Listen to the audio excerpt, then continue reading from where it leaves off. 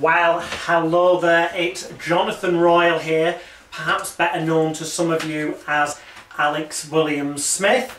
If you need to know more about me, go to www.magicalguru.com, that's magicalguru.com, and you will discover why I am perfectly placed to express the opinions that are about to follow regarding the new ITV hypnosis-based game show, You're Back in the Room, presented by Philip Schofield, with the hypnotist mentalist Keith Barry doing the hypnosis. Just briefly, my experience and relevance here is that I've been doing hypnotherapy professionally, treating people, changing their lives for the better, for pretty much over 26 years, thereabouts, to date. And I've been doing comedy stage hypnosis shows, making people do silly things, whilst hypnotized, for over 25 years.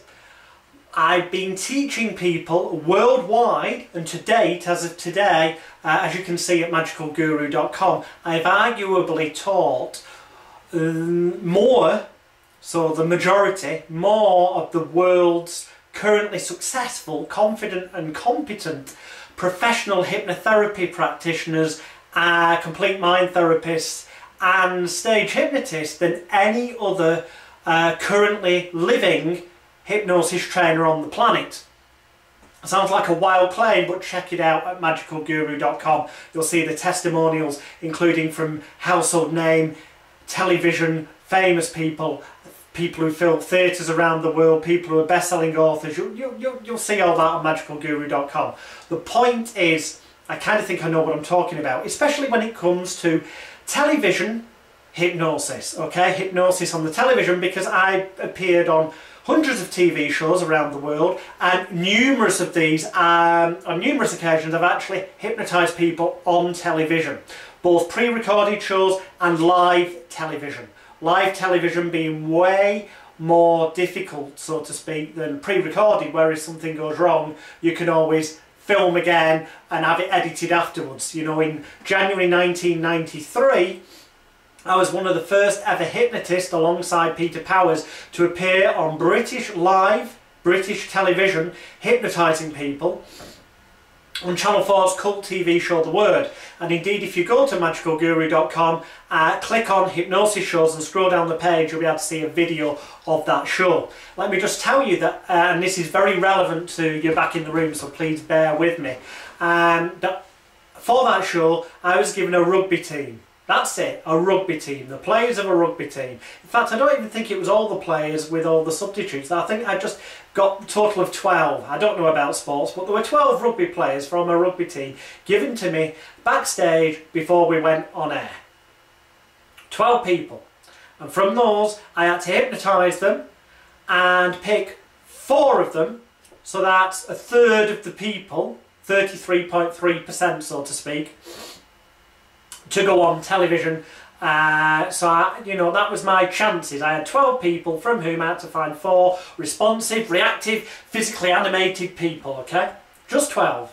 And I managed to do that, as you can see at magicalguru.com, when you click on hypnosis shows and scroll down the page.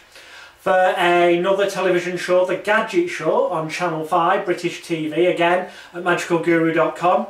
Click on hypnosis show, scroll down the page, you'll see the video of me on The Gadget Show. You'll see me hypnotising. Literally, there were only 3 or 4 people they gave me. That's it, 3 or 4 people. I didn't have loads of people to narrow down to a small number. I literally only got 3 or 4 people. I had to hypnotise those people and use my very best efforts to obtain their computer passwords without their knowledge, without their consent, and against their will, without them realising that they'd given me such. And I was reasonably successful. In fact, I was more successful than you see on the video on that page, because they've not shown part of the bit where I actually put somebody back under, went sleep, and made them forget that they, you know, how I discovered it. But nonetheless, the fact is, it's possible, this is the key of this, it is most definitely possible to take a very small number of people and given a teeny weeny bit of time, i.e. only need half an hour before going on live television or pre-recording something to find some hypnotised people, i.e. to take a limited number of people. With the word I took 12 people, ended up with 4 on screen. I hypnotised more than that, but I picked the 4 best ones.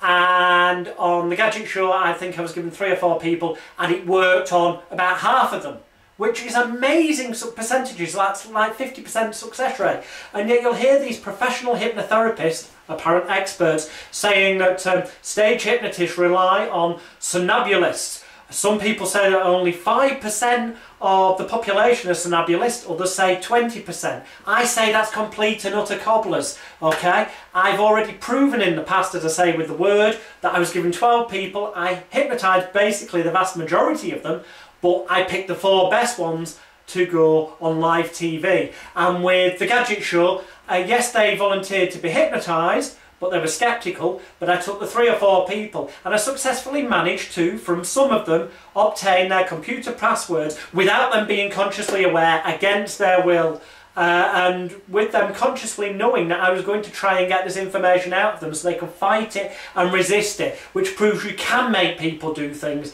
they don't want to do when they're hypnotised, despite what some people have been saying.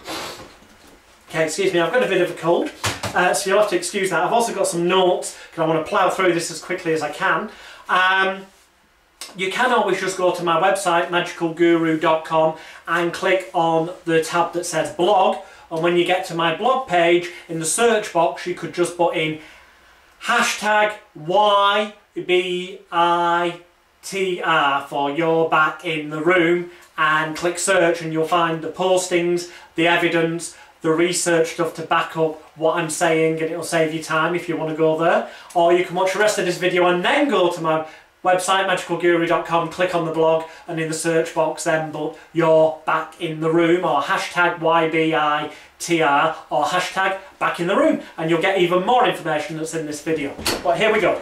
Here's a few things. Bear these in mind. First of all, for those people who are saying you're back in the room, something revolutionary in you, no it's not, okay?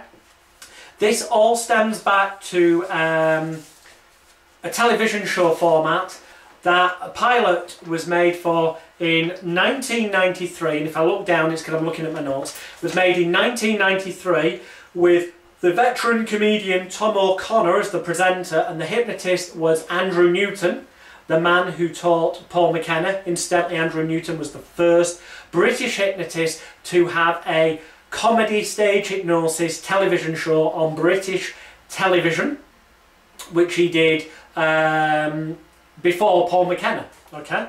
And in fact he had the longest number of episodes TV show in Britain as well, called the Andrew Newton Hypnotic Experience on Sky, which has now gone worldwide, and as I say, he's the man who taught Paul McKenna. Anyway, in 1993 he made the pilot with Chameleon TV for a show to be called Mesmerised, MESMERIZED. Unfortunately, this did not get commissioned, and indeed in 2008 Celador picked up on the format and attempted to make another pilot where they used the very wonderful Yorkshire-based comedy stage hypnotist David Knight, very competent performer, to front the pilot. Same format, but again, unfortunately, it did not get commissioned. I'll just read you from the, if you do a search, you'll find a website, ukgameshows.com, and at /UKGS/mesmerised is information on that. Incidentally, I've seen the pilot for the 1993 version of Mesmerised, which starred Andrew Newton, the hypnotist, because Andrew Newton employed my company to transfer all of his private collection of VHS tapes onto DVD, and one of them was indeed the pilot show that he did with Tom O'Connor for this Hypnosis Game Show, Mesmerised. And in a nutshell, I can say that the format was better, the show was funnier and more convincing genuinely more convincing hypnosis-wise and also funnier than what we unfortunately were subjected to on ITV on Saturday the 14th of March was episode 1 of You're Back in the Room, which was... It was not in any way a reflection of a good quality comedy stage hypnosis show. If you were to go and see myself live, Jonathan Royal, or to go and see David Knight, the hypnotist I mentioned earlier, or perhaps Andrew Newton, who tours throughout England. Indeed, even if you were to go and see Keith Barry, the hypnotist that was on You're Back in the Room, if you go and see him live in a theatre, it will be much better, 1,000,000 times better than what you saw on TV.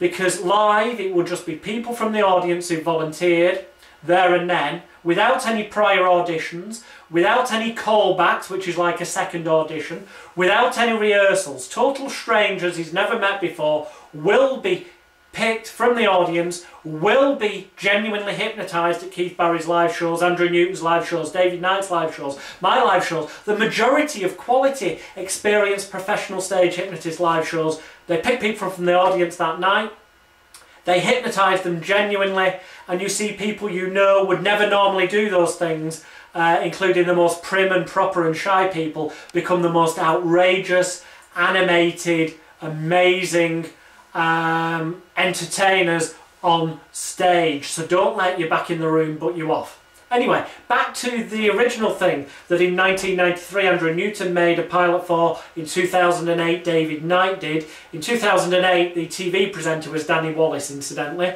Anyway, the synopsis for it was, this is either an interesting before its time idea or a strange one, depending on your point of view. Basically, it's one of those wacky hypnosis shows where people are made to act strangely. Only in this one, they've been thrust into a quiz show. The contestants answer the questions wrongly, think they're naked, speak in strange ways, act like chicken, and generally do funny things. At the end of the show, one contestant wins a brand new car. The twist was, of course, that it's really a cardboard box, which they're convinced is a car. Why an old stager like Tom O'Connor was involved is a bit of a mystery, but the concept is quite a funny one that might be worth revisiting. In fact, the basic idea has cropped up a couple of times since. There was a contestant call in 1996 for a version involving teams of 4.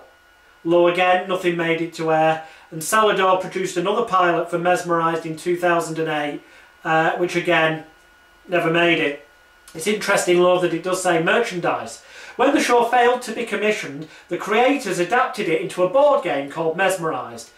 We have no idea how that worked, but apparently it sold quite well. From those beginnings, they went on to found the Rocket Toys and Games Company, which flourishes to this day. Well, with regards to the board game Mesmerised, which was released in 1995, if you search the internet, you'll find a website, foxtotum.co.uk. That's foxtotum.co.uk/mesmerised with a Z, that's MESMERIZED.html, and you'll find out all about that board game. The interesting thing to note is that board game, I helped launch it, do all the publicity for it at Madame Tussauds in London and also the London Dungeon, hypnotising people with some other wonderful colleague hypnotist of mine for the publicity stuff. And apparently it sold quite well. You can still buy them on eBay. Just makes me wonder if they'll rehash that for You're Back in the Room. Probably not, given the feedback on You're Back in the Room. Anyway, that's just a bit of history. It's not a new idea is the point. And indeed, You're Back in the Room's not a new idea. In 2008, Rufus Hound, the comedian, fronted a pilot for You're Back in the Room, which, well, who knows which hypnotist they used for that, but it never got commissioned.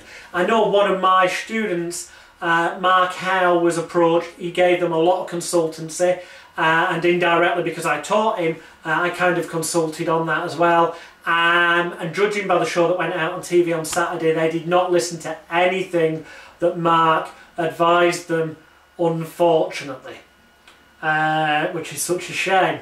Anyway, eventually it appears that in 2014 it got commissioned, and we're now watching You're Back in the Room. The interesting thing is, in 2008, when You're Back in the Room was made with Rufus Hound as a pilot, that nobody would fund it. Now, there's talk and rumours that this is because people thought the idea of hypnotised people was too unpredictable and could prove too costly to make, because you never know if they're going to react the way you want them to. There's numerous other rumours out there. Also, my research shows, though, that every man and his dog in 2008 was hawking and pitching a Hypnosis Game Show format. For example, Rufus Hound fronted You're Back in the Room, although it was under the name Head Trip. Also in 2008, Anthony Jacquin fronted for a pilot for iWorks television productions in England called I Know What You Did Last Friday, which, although it's been made in other countries in the world, never got commissioned in England. Also in around 1998, I made a teaser for a TV show called Love Trance, a pilot, and I also advised on a show called Stepford Husband, which was going to be like hypnotising men to be like Stepford Wives, but with a game show format. I advised on them, and they were being pushed forward as well as other formats that were out there, and basically none of them got commissioned. And I think there's a very good reason for that. I think it's because people were scared of, will it look real or not? Because, you know, hypnosis on TV does tend to look fake. The few times where it's looked real, hats off, is Andrew Newton Hypnotic Experience, looked good on Sky. Fortunately, I had a great producer in John Fisher. The Paul McKenna's Hypnotic World looked wonderful, but Paul understands hypnosis, and it did show you more of the hypnotic induction. Still within Ofcom rules, but they showed you more to make it believable. Peter Power's Street Hypnosis worked really well, and some of the slots I've done on TV came across okay, if I do say so myself. Anyway, let's just hope, given the feedback on You're Back in the Room, that the latest thing that was at MIPCOM last year, 2014, stars under hypnosis, where hypnotised celebrities do daft things in public. Let's hope that doesn't actually make it to TV, because that will look even more fake. I mean, let's face it, you know, B-list, C-list celebs will do anything for money if it gets them on TV and makes them look like they've got a sense of humour. So I really don't think people are going to buy into that being real. But who knows? Because apparently, maybe about 25% of the population, judging by what I've looked at on the internet, actually thought You're Back in the Room seemed credible, entertaining and funny. However, let's look at some of the real evidence. The Mail on Sunday on the 8th of March, before You're Back in the Room was broadcast, ran an article, which you can search for, called "Don't be hypnotised by this fraudulent nonsense. Therapist savage ITV's You're Back in the Room over claims it could be exploiting vulnerable people." And that was written by a journalist called Chris Hastings. Let's cut to the chase. A couple of points I want to address in that. A hypnotherapist called Mark Powlett said it's not true to say that anyone can have their brain hacked. He also said you can't make people do things they don't want to, and that the people just want to entertain, want to be in front of people and want to win money. Well, I agree with him. The people do want to entertain, they do want to be in front of people, and they do want to win money because of the way they were found. Adverts were put on websites and places where fame-hungry media wannabes look for opportunities to get on TV and get their 15 minutes of fame. And also, of course, there was the chance of winning a share of £25,000. So I kind of agree with him there. However, to say that you could not make people say or do things against their will under hypnosis is completely untrue. Just read the book Open to Suggestion, The Uses and Abuses of Hypnosis by Robert A. Temple. Or read the book The Hypnotist Bible by Delavar, one of my teachers, the late and great Delavar, whose parents and grandparents were hypnotists going back to the time of mesmerists. And he clearly tells you how to get anyone to say or do anything you so desire, even against their conscious knowledge, will and consent. It even tells you how to kill people, which is something that was explored in Darren Brown's TV show Assassin, and also explored in an American TV show with the hypnotist Tom Silver. Both of them showing that it is possible to make people do things against their normal moral code and values, as did the Stanley Milgram electrocution experiments, as did other acid experiments. We won't go into them. Read those books. Look at the research. You can make people do things against their will. Just ask Hitler. He hypnotized an entire nation. At the end of the day, it is just mind manipulation, manipulating people's belief systems, expectations and motivations. So, there was misinformation there. Look at the picture on that article as well. It's one that I would refer to as either completely set up or incredibly dangerous. But I cover more of that on my blog, the link to which is below this video on YouTube. Click on the link below this video on YouTube and it will take you to the blog page where there is even more information beyond this video. In that article as well, Liz McElliott from the NHS, that's the National Hypnotherapy Society, said you can't make people do things they don't want to do. Again, that's a fallacy. It's not true. And Keith Barry is quoted as saying there's a huge difference between stage hypnosis and hypnotherapy. No, there isn't. It's the same hypnosis, it's just used in different ways. In hypnotherapy, your audience tends to be one person. With stage hypnosis, a lot more. But at the end of the day, you hypnotise them the same way. Unless it's on TV, then they've obviously got their 15 minutes of fame motivation. Or maybe when it's a game show, when they stand to win a chance of getting a chair of £25,000. That's a slightly different context, but otherwise a comedy stage hypnosis show in a theatre is basically the same as hypnotherapy, although people are aware that they're going to do silly things, yes. However, the process, the hypnosis, is identical and the same, and you most definitely can get people to do things against their will. So, finally in that article it says hypnosis is just relaxation. And therefore these people on TV can't be hypnotised because they're animated and doing stuff. That's rubbish. You don't have to relax people to hypnotise them. You can also hype them up and get them in the zone. And that is used a lot in sports psychology hypnosis. So to say people have to be relaxed to be hypnotised, that is inaccurate in itself. So let's look at some of the feedback after the You're Back in the Room was broadcast, okay? Well, no, actually before, then afterwards. On the website unrealitytv.co.uk on the 14th of March there's an article headed Philip Schofield's new show, You're Back in the Room, debuts tonight, but will it be epic or epic fail? Search it out, do a Google search for it. One quote from that is, I would imagine that is all it is, the appearance of being hypnotised as a means to an end. That end being a wad of cash. The person correctly points out that these people applied to be on a TV show. They knew they were going to be on TV. They also knew there was a chance of winning money. They know there's 5 of them and that the money will be divided. That's potentially £5,000 their share. Of course they are going to help each other. Of course they're going to be motivated to win money. Of course if that means to win that money they've got to do silly things. Of course they're going to.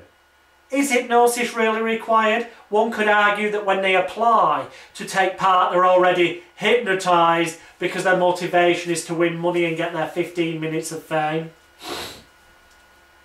In the Sunday People of the 15th of March, and I'm saying the dates because this video will still be there on week 2, week 3, week 4. And I don't think I'll have anything to add in week 2, week 3 or week 4 because I think you will just see more of the same.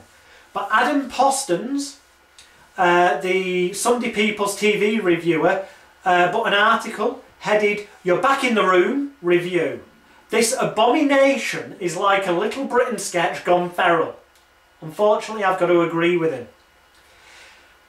Sunday People TV critic Adam Postons watches Philip Schofield going kamikaze on his career with one of the worst primetime shows you'll ever see, subtitled Career Suicide. I'm sorry, but I agree with him entirely.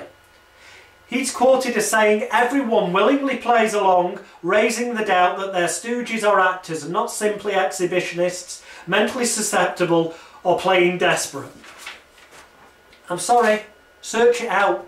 I agree with every word Adam Poston says on there, except his suggestion that stage hypnosis is no longer entertaining. If you go and see Keith Barry do a stage hypnosis show live, it will be 1,000,000 times better than what you saw on TV.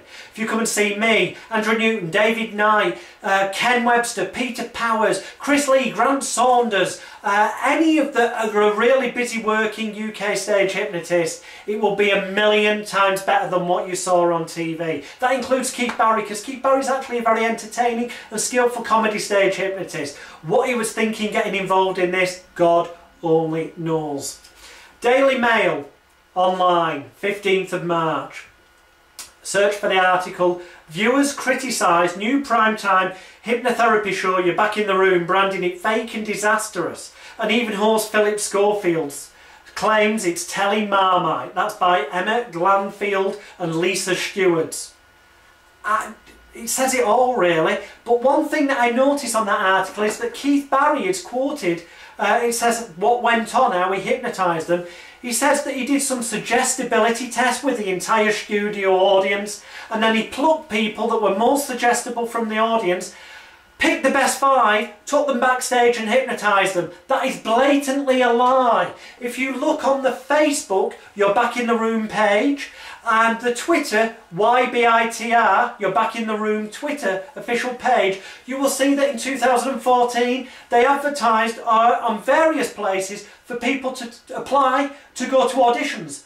And you'll see that Keith Barry held auditions, hypnotised people, found them more suggestible, then had them called back for a second audition and rehearsal. They did not just get people to come to the TV studio who wanted to watch or take part in the show and then do a group suggestion test and pick the best 5 on the night. That is totally untrue, as you can see by the evidence on the Facebook You're Back in the Room page and the Twitter page.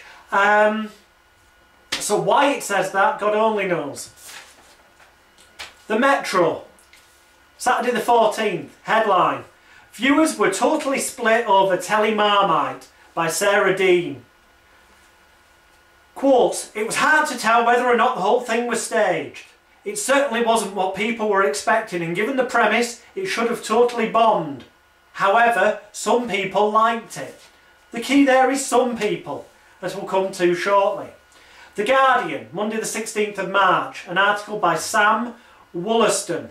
Headline, You're Back in the Room review. Keith can make people do unexpected things, like seduce Philip Schofield.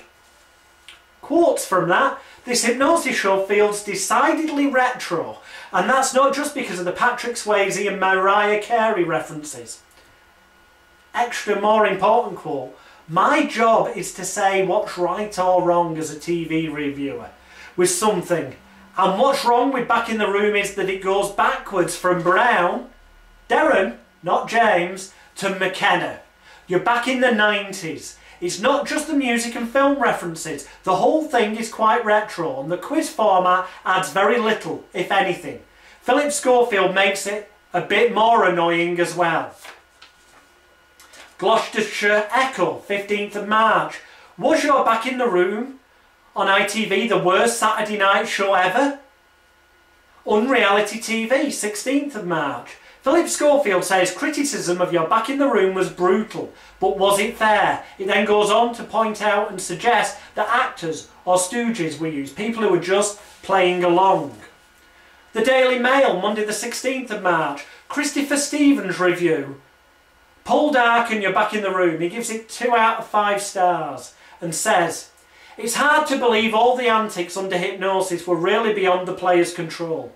A cynic might even suspect or suggest that here were 5 raving extroverts taking full and conscious advantage of an opportunity to show off like mad on national TV and win a few grand in the process. I would add to their comments the fact that not only that, but they have the excuse that they can say, I only did those silly things because I was hypnotised and Keith Barry made me do it. The perfect excuse to make an idiot of yourself and try and win some money.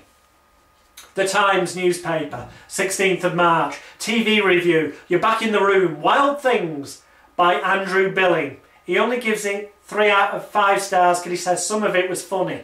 but read it. Again, the suggestions of it not necessarily being real. bestdaily.co.uk, 16th of March. You're back in the room, host Philip Schofield. My new show isn't fake. He says he knew his new show would be Marmite, but Philip Schofield claims that it had almost 5 million viewers. That's very important to note, because Philip Schofield also claimed on my Jonathan Royal Facebook page that it had almost 5 million viewers, which you'll find out in a moment is a complete exaggeration and lie. Ian Hyland, the TV critics quoted in this article, as saying whoever came up with "you're back in the room" is back in the post room on Monday, and then later said, "Just watching, you're back in the room. I'm getting the word actors." Philip Schofield law categorically says no actors were used.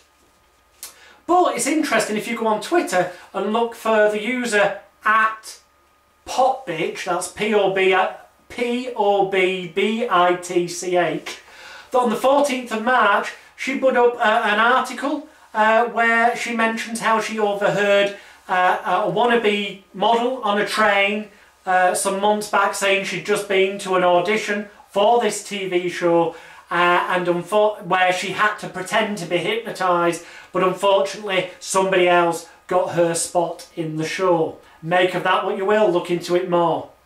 Check out the people who've taken part. Look at their Twitter, Facebook and other social media accounts, some of which have been changed in the past 24, 48, 72 hours, strangely, to remove mention of the fact that they're actors, actresses or musicians, the fact that they work in the TV industry or they're media types, or the fact that despite having normal jobs, they're members of amateur operatic or dramatic societies. These are people whose mindset is to want 15 minutes of fame, people with experience of performing. How very strange. Have a look, see for yourself. Indeed, just use the hashtags YBITR or hashtag back in the room or hashtag hypnosis or search on Twitter or elsewhere for at Keith P for Polly Barry or at Schof, which is SCHOFE, or at ITV, and look what is said, what the mass populace are saying about this show. You will see the vast majority of people, not everybody, but in my eyes, from what I can see, the majority of people are saying it comes across as people who are actors or stooges or just playing along. People who just want their 15 minutes of fame. People who just want to win some money. They're saying also, the majority of people, it's the worst thing ever to hit British TV. And unfortunately, I hate to say it, but I have to agree. Despite the fact that Keith Barry is a wonderful performer, an excellent stage hypnotist, and his live stage shows are well worth going to see because they're a million times better than the cack you're seeing on television at the minute. You know, hypnosis on TV can be funny. Peter Powers has proven it. I've proven it on some shows in the past. Andrew Newton's proven it. Various other hypnotists such as Paul McKenna have proven it. Tom Silver's, but other people. Justin Transhall has proven it on TV as well. It can be hilarious when it's done right, but this show was not done right. It's everything that could possibly be wrong is wrong about it. There's not enough of the induction process shown. You are allowed to show more than that under Ofcom rules. I know, because they showed more of the process when I was on the Gadget Show. They showed more of the process on the Paul McKenna shows. They showed more of the process on Peter Powers shows. So, you know, it's rubbish to suggest they couldn't have shown more. They can't show it all, it has to be edited. When I was on ITV's show, Granada TV show, with Justin Morehouse, a show called Talk of the Town, they showed more of the process there as well. You'll see that, footage of that, on my magicalguru.com website when you click on the Hypnosis Shows page.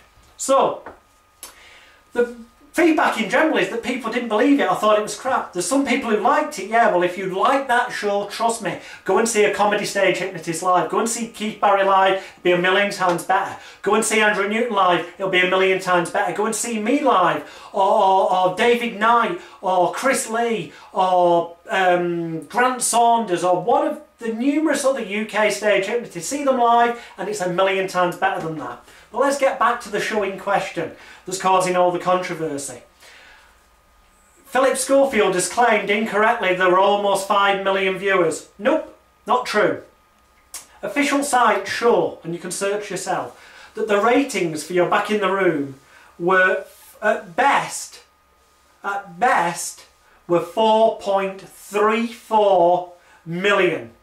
That's 4.34 million, not 5 million, 4.34 million.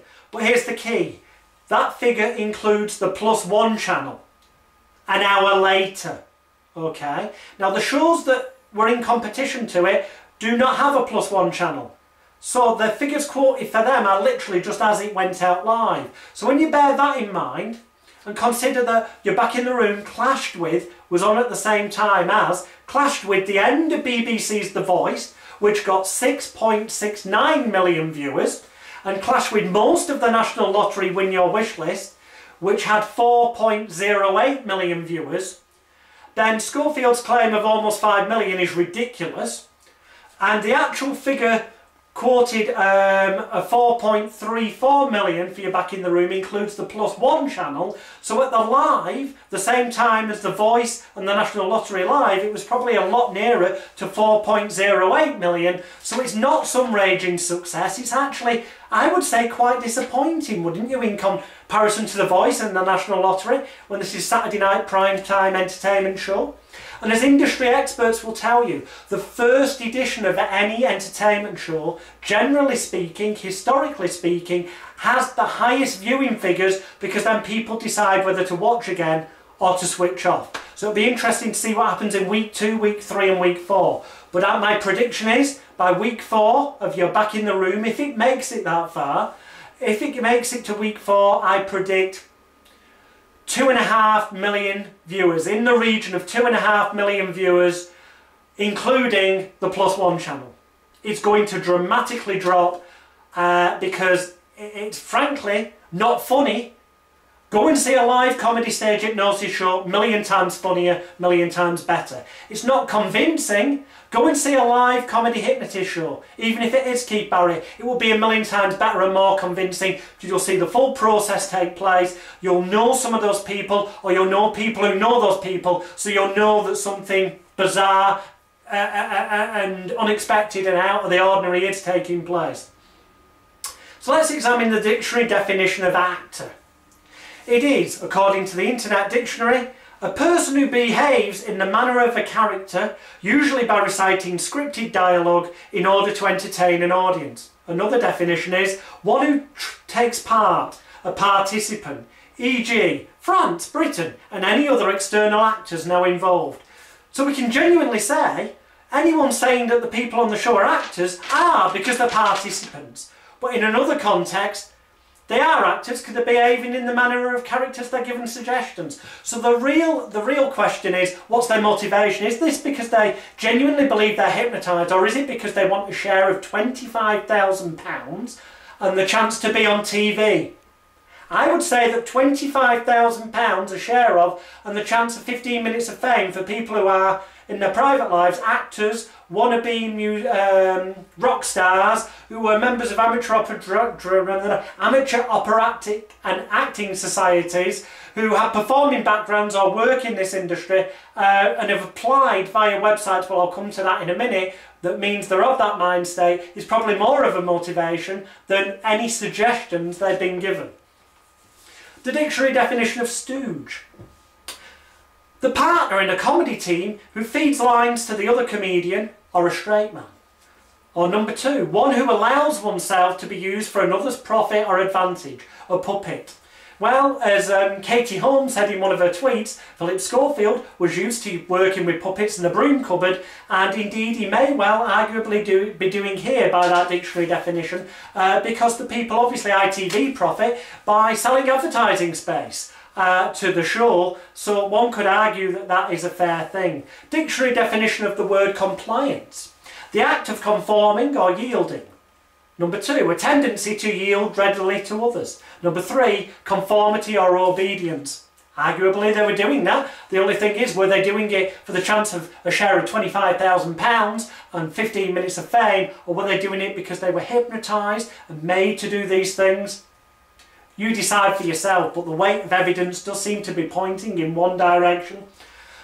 Especially when you look at twitter.com/YBITR, the official Twitter Your Back in the Room account, and look back in history to 2014 and see that the fact that these people went to auditions, they had to go through an application process, then be auditioned, then get called back and do another kind of audition and rehearsal before Keith Barry decided which ones did he decide. You know, I hope it was the TV company decided and not Keith Barry, because I know in a live show he's far better at picking entertaining people than what you're seeing on TV. But you know, other Twitter accounts such as @OfficialCastMe and @BeOnITV and websites such as Star Now. These are places where television extras, television wannabes, fame-hungry media seekers go and look for opportunities for the 15 minutes of fame, and game show contestants go for an opportunity to try and win money. Incidentally, you know, there is a serial game show contestant amongst those on Your Back in the Room, as well as the people who are wannabe actors and models and such like.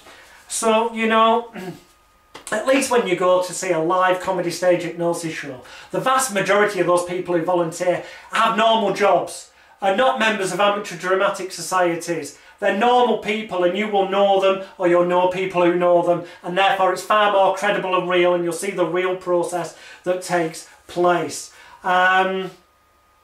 So people are saying you should be wary of stage hypnotists. No, you know, at least stage hypnotists do things in front of everybody. Yes, there are dangers of stage hypnosis, very real psychological and physical health and safety dangers. But if you go to see a professional, experienced stage hypnotist, and make sure they've got their licence in England granted, their permission from the local authority, because they will have proper public liability insurance. As long as they've got a licence to perform, they'll have the proper public liability insurance, then you should be fine going to see them.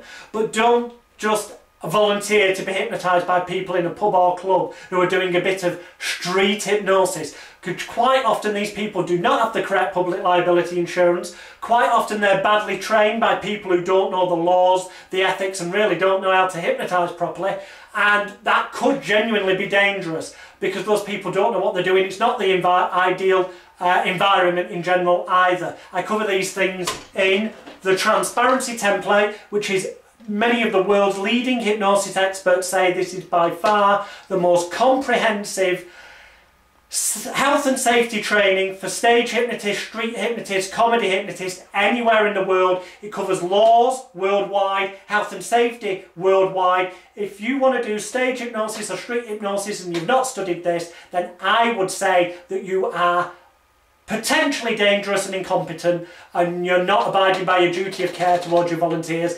because you should study this.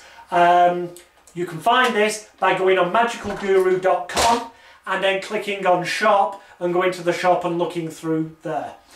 The point is, if you go to a properly regulated and licensed comedy stage hypnosis show where the stage hypnotist is experienced, and because they've had a licence granted by the local authority, they will have therefore checked that they've got the correct public liability insurance, and you can legally, if you choose, ask to see their written risk assessment as well.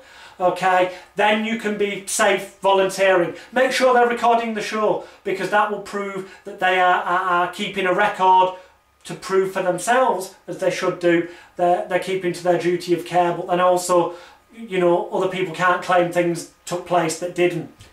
What the real danger is backstreet hypnotherapists who are doing things on a one-to-one basis behind closed doors, who don't have the sense to record their sessions. When I do hypnotherapy, I always record my sessions, and I suggest that all my students do. And if ever a female client comes to me, I always have somebody else present, one of their friends, as well as videoing it, so that there is documented proof that nothing took place that shouldn't have done.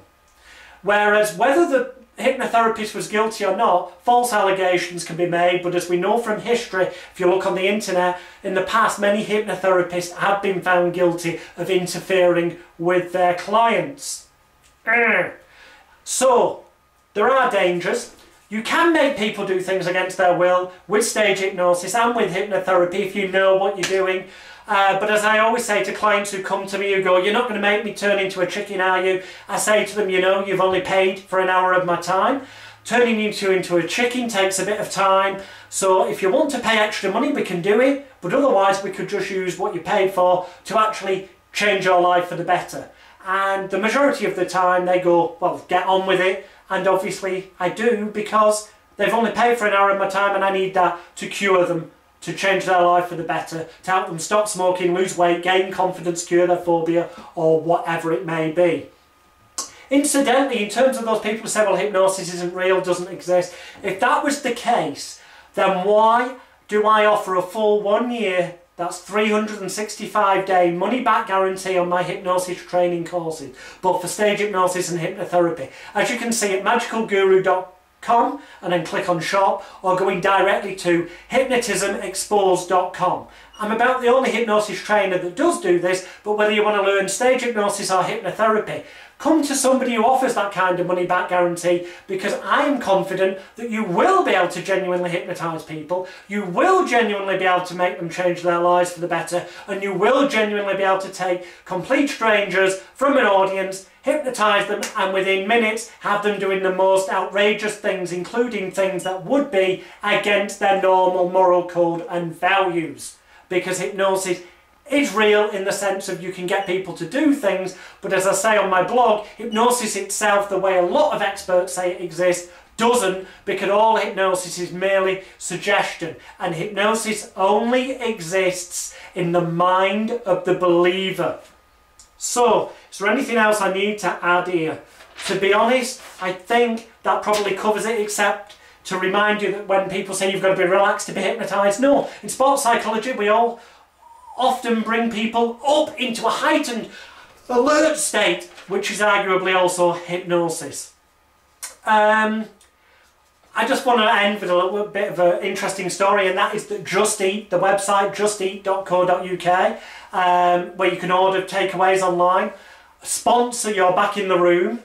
And interestingly enough, one of my colleagues, who is an excellent comedy stage hypnotist, Grant Saunders, a few weeks ago was the hypnotist they employed for their national sales conference. So if you get a chance to go and see Grant Saunders, go along, because you could almost say he is the official Just Eat hypnotist. At least he was the one that they had for their national sales conference a few weeks ago and thoroughly enjoyed. And I've seen his shows far more entertaining than what you're seeing on TV. But there again, so are Keith Barry's. Keith Barry live is well worth going to see. He's incredibly entertaining. Do not take what you're seeing on TV at the moment to be any sign of a real stage hypnosis show live, because it is a really poor reflection.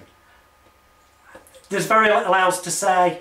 I just strongly predict that over week 2, week 3 and week 4, the media are going to, at some point, go into the backgrounds of these contestants and point out which ones did say on their social media. A lot of them have now changed it, suddenly, I wonder why, but which of them have got backgrounds in acting, or as actresses, or as musicians, or wannabe rock stars, or who are members of amateur operatic societies, or serial game show contestants. The majority of them, in fact a lot of them also have worked in, some of them have worked in the TV or media industry. You know, they're of a mind state that 15 minutes of fame and sharing 25 grand, hypnosis not required for that show. I'm sorry. Maybe 1 or 2 of them convinced themselves they were hypnotised. That's possible. In fact, 1 or 2 of them, about 2 of them looked like they may have been hypnotised on Saturday's show. But certainly a few of them looked like they were just motivated, in my opinion, by the money and the fame. Go and see a live comedy stage hypnotist. It's much better. It looks far more credible. It's more real. It's more entertaining. Unfortunately, what Andrew Newton, the man who taught Paul McKenna, a man who I've had the pleasure of working with in the past, helped him promote his first ever training seminars, worked on him with other projects, said to me a number of years ago, he said, you know what, when I did the first ever British stage hypnosis TV show, the Andrew Newton Hypnotic Experience, I knew it would kind of not be good in the long term for hypnosis, because hypnosis, once you've seen it on TV, it takes away the mystique. It's no longer got that what's it all about which heightens expectations and excitement and anticipation to go and see it. So I would encourage you to ignore what you're seeing on TV at the moment. If you find it entertaining, that's fine, but don't think that's real comedy hypnosis. Go and see a comedy hypnotist live, or go to my website magicalguru.com, click on the Hypnosis Shows page, scroll down and look at some of the videos. You'll see real people really being hypnotised. You'll see there's a lot more to it. It can be a lot more credible, a lot more funny. For now, you're back in the room, I hope. Go and have a brew, enjoy yourself, or go and click on my website magicalguru.com, click on the blog and find out even more. Goodbye for now.